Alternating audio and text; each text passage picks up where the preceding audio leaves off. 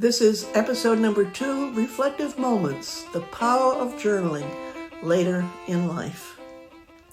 Today's episode is about the importance of journaling as we age for the fun of it. Let me ask you, do you remember the weather the day your son was born? Or perhaps what he said when he received his first bicycle 6 years later?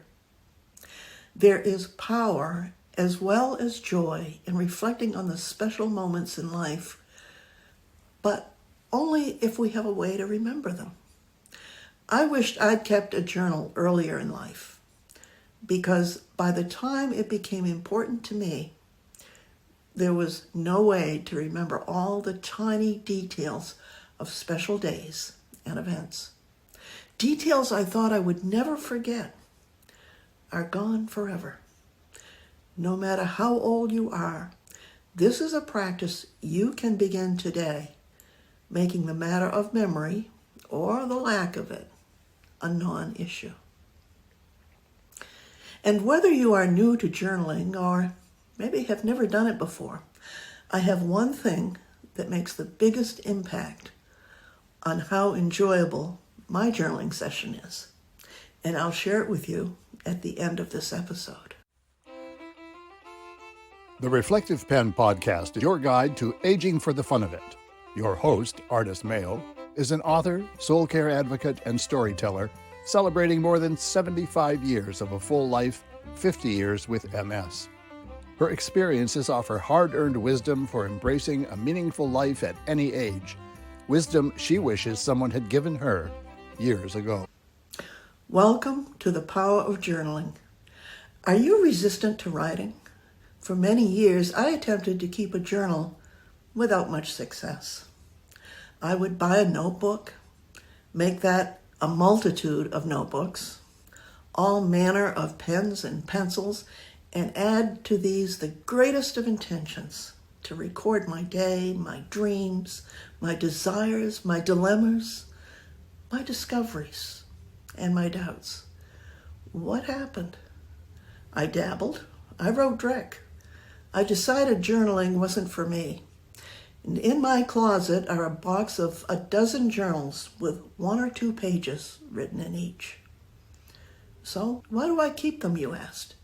I have learned that even one line written when I was 30 is a piece of gold and irreplaceable, for it spoke of my dreams in the midst of one of the worst trials of my life. Another page, written 15 years later, recorded my feelings when those particular dreams came true. Now, I know a lot happened in between, and I could use my time to bewail all that I didn't write. The stories of love and loss, the saga of moves and new beginnings, the memories of an old brown van that carried me into a new world, the people, the dogs, the weather patterns that shaped my life at those years. Any of us could fill a library with romance and mystery and horror stories from pages of journals, and some people do.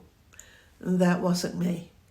It would be another 20 years before the seeds planted when I was 30 began to germinate, and they sent tendrils of life into the world in a variety of written and spoken ways.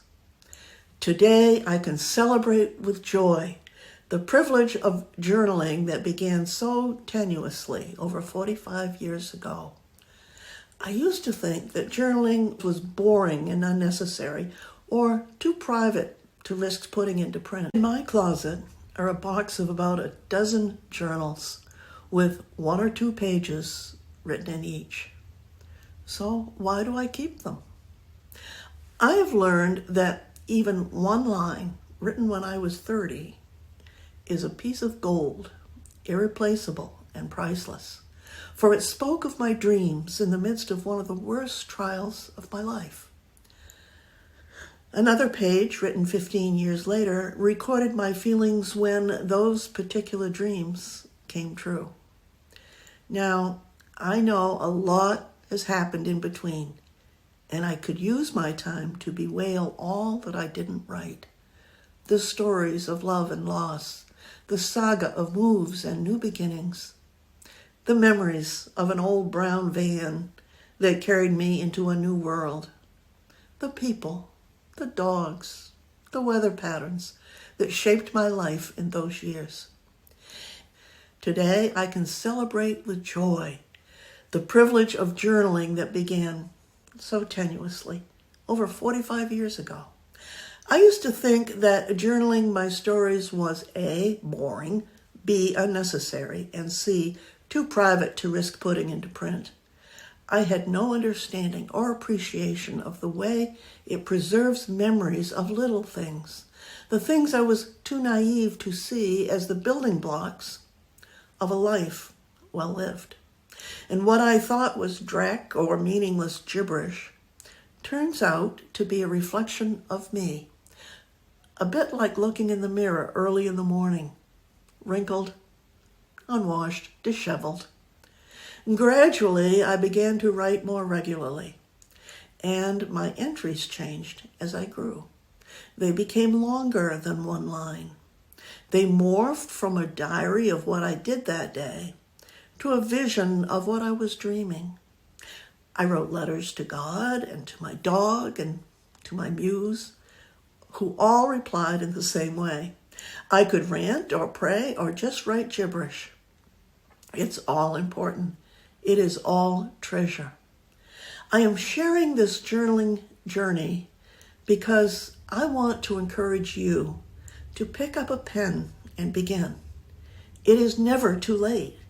If you track the numbers here, you will see I was in my mid-60s before I began to see the importance, and probably closer to 70 before journaling became a daily habit.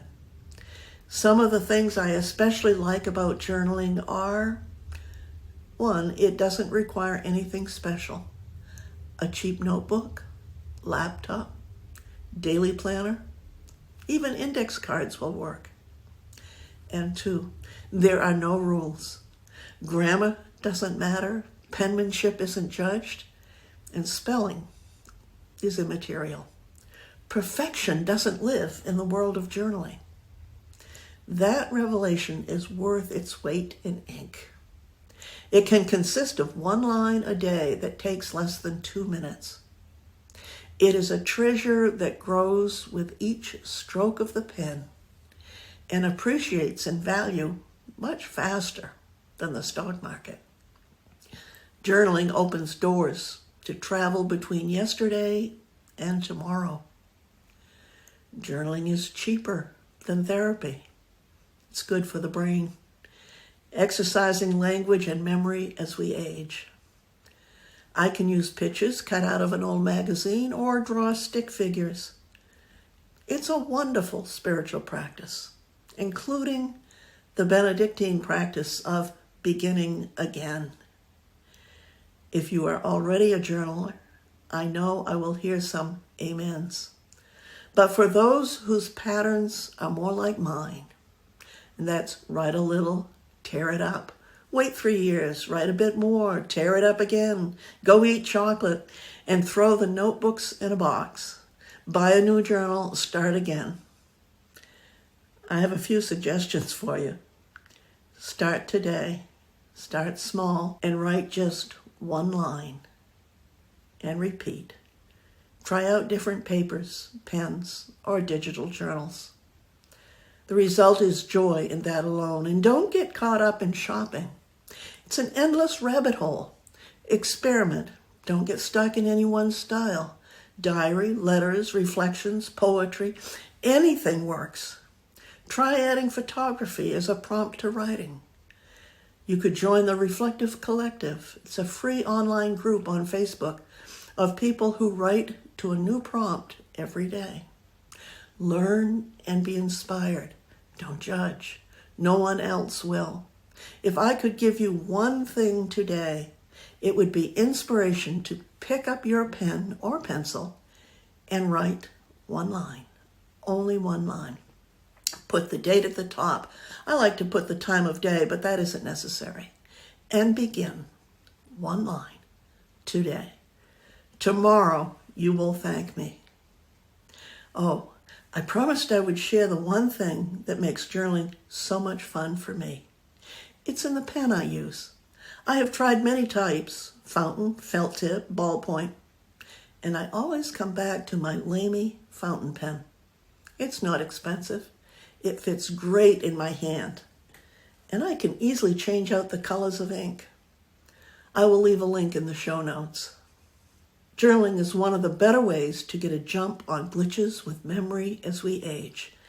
It doesn't solve all the problems, of course, but it is one of the best if you want to live life to the fullest.